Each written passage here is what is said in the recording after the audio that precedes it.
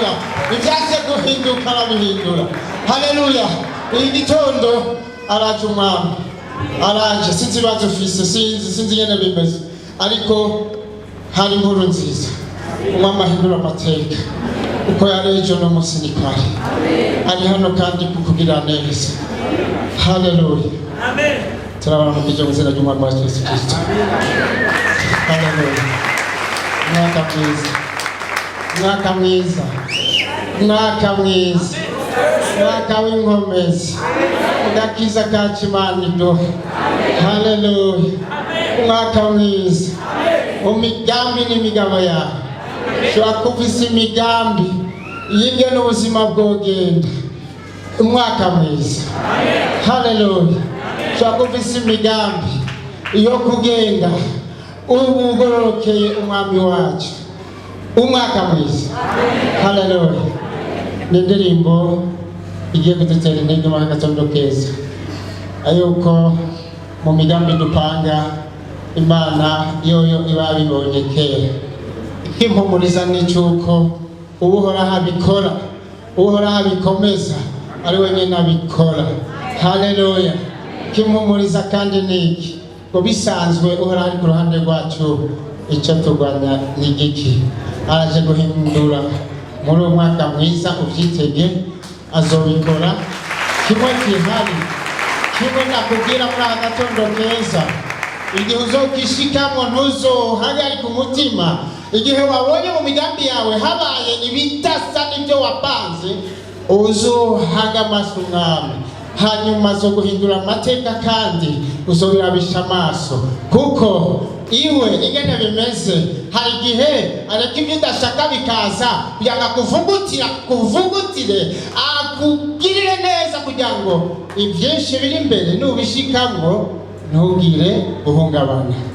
Tega amatwi, ni indirimbo itubwira amakuru ya Yozefu na Mose. Bumvirize izo nkuru.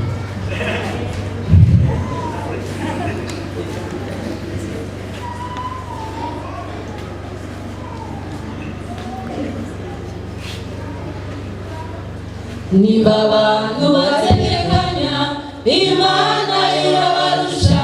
Uwigomba kazova mw'ikintu imucisha mu bikomeye. Ukibone bukamuvako, amanyama akamuvako, akanyarigaho kiwe kose kagahera kaca bugufi. Niba abantu bategekanya, Imana irabarusha.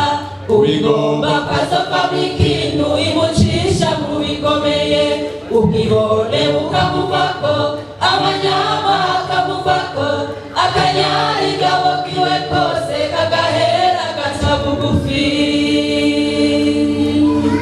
Niwe muntu uca mu bibazo kandi atazi kwagiriza, ukavyambitsa imbere y'Imana igateba kuguha inyishu. Uramenya kuri mu ruganda Imana iribwira gucura, kugamabanga akomeye ari imbere igiye kuguseza. Niwe muntu uca mu bibazo kandi atazi kwagiriza, ukavyambitsa imbere y'Imana igateba kuguha inyishu.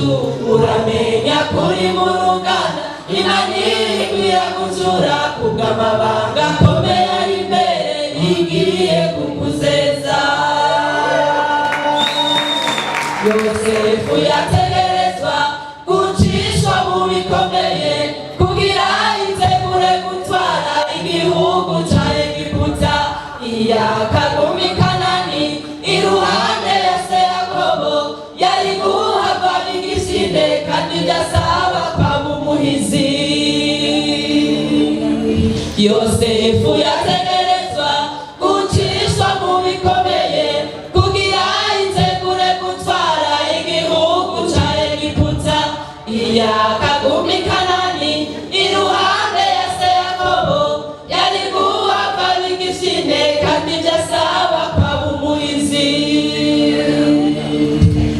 Niwe muntu uca mu bibazo kandi atazi kwagiriza, ukavyambitsa imbere y'Imana igateba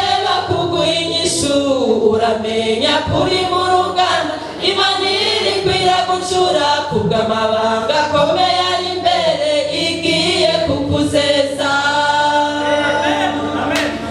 Niho wundi uca mu bibazo kandi atazi ibikwagiriza, ukaryamiza imbere y'Imana igateba kuguha inyishu. Uramenya kuri mu ruganda Imana irikwira gucura, kubw'amabanga akomeye ari imbere igiye kukuzeza. Ihangane